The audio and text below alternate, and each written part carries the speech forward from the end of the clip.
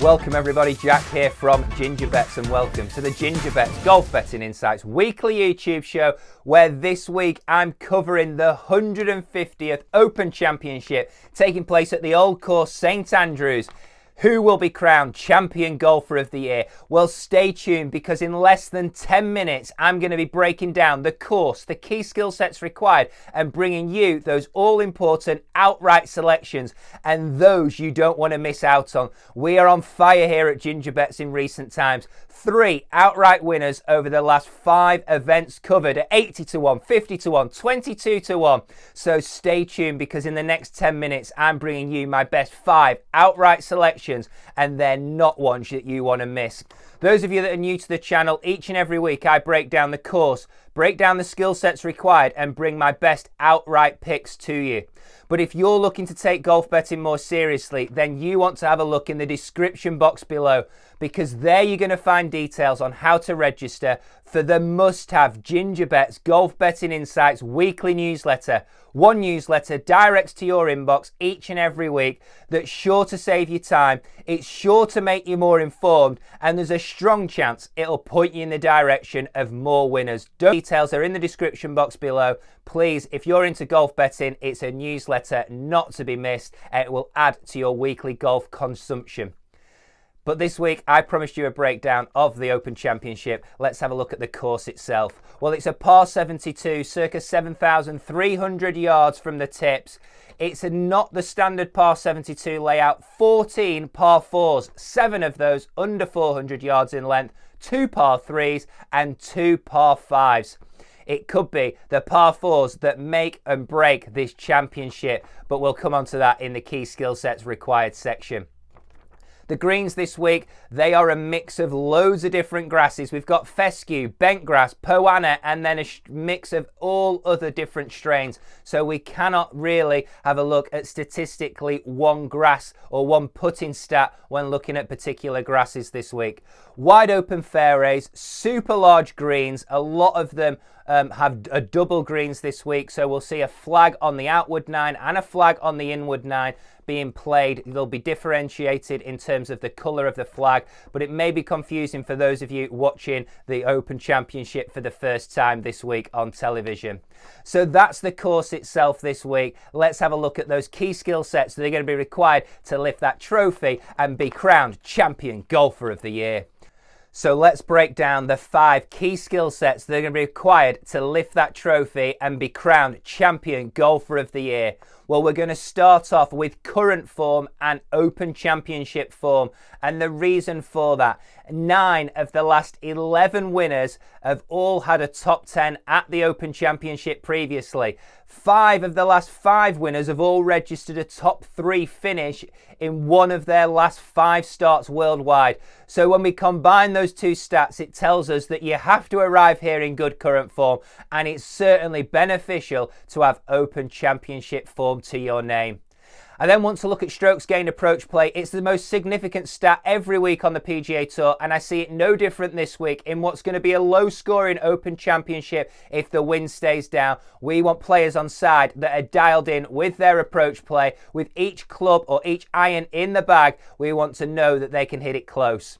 I then want to look at par 4 scoring. There's 14 par 4s this week, 7 of those under 400 yards in length, and 7 of them over 400 yards in length. Who will take advantage of those short par 4s? Who will drive the green? Well, I don't know the answer to that. The wind direction will play a huge part, but we want players on side that dominate par 4s and have got a great par 4 scoring average. I then want to look at strokes gained scrambling. I believe at any Open Championship and any major, I want players on side that can show me that they can get up and down time and time again. They're going to have to do that 75, 80% of the time this week to lift that claret jug. And last but not least, its debut on the Gingerbets Golf Betting Insights weekly show.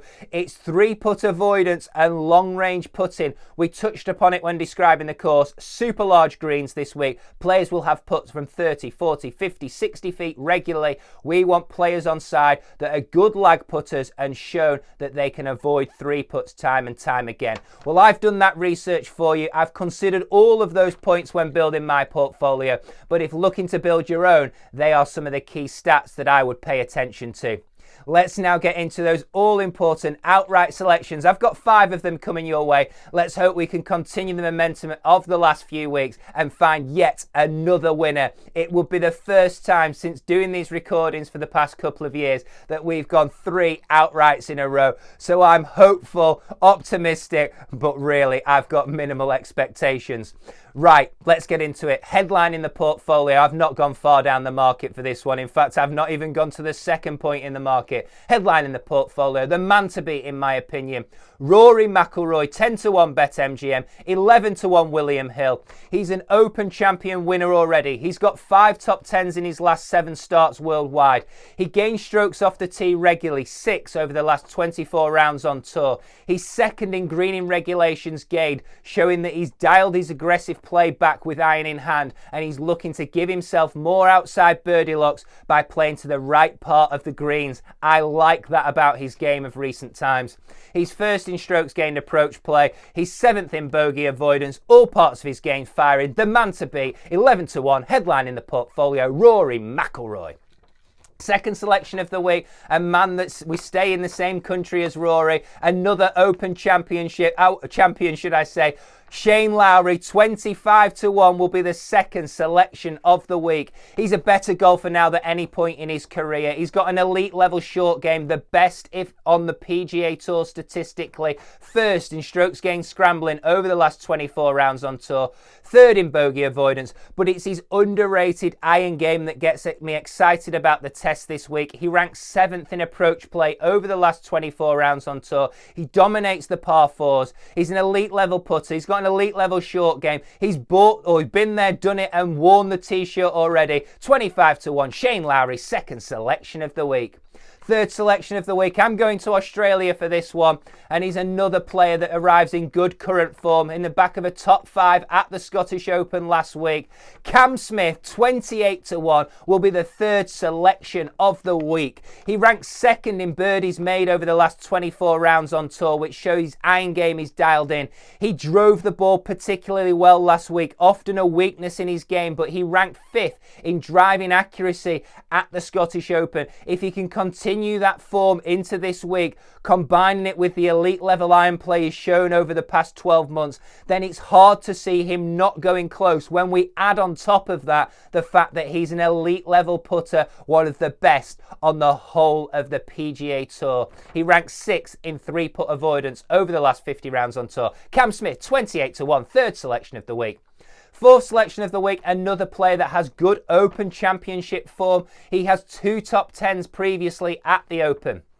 He also has 2 top 10s in his last 4 starts worldwide. He's bouncing back to form, and this is a test that will suit.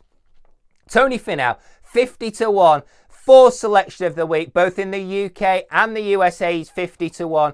He's second in 3-putt avoidance over the past 24 rounds on tour, third in long range putting, fourth in bogey avoidance, which shows his defense game is on point right now. And then combining that with the fact that his iron game is picking up, he ranks 9th in greening regulations gained. He's got 2 top 10s like I've touched upon in his last 4 events, bubbling under the surface where he's proven he can do it. Tony Finau, 50-1, BetMGM, and William Hill, 4th selection of the week. And the 5th and final selection of the week, we're going to go with another player that arrives in good current form on the back of a top 5 at the Scottish Open, where he showed all parts of his game were firing.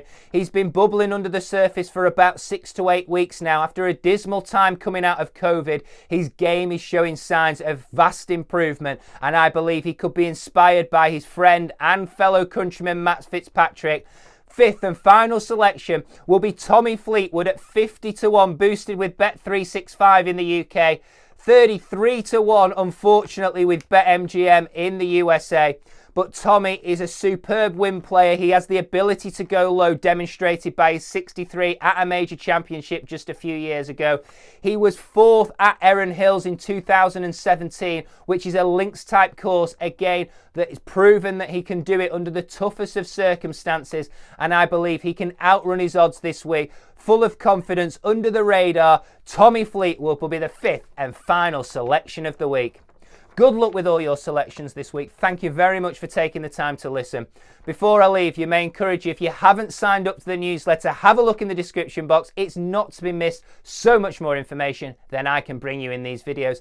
And if you've enjoyed the content, you've backed a winner recently, then I'd be grateful if you could like, but most of all, subscribe to the channel. Turn off the notifications afterwards so it doesn't bother you. But it's one video each week to your inbox, like I say, that's sure to save you time, sure to make you more informed, and should point you in the direction of more winners. Thanks for listening, and good luck with all your wagers this week. Bye from me.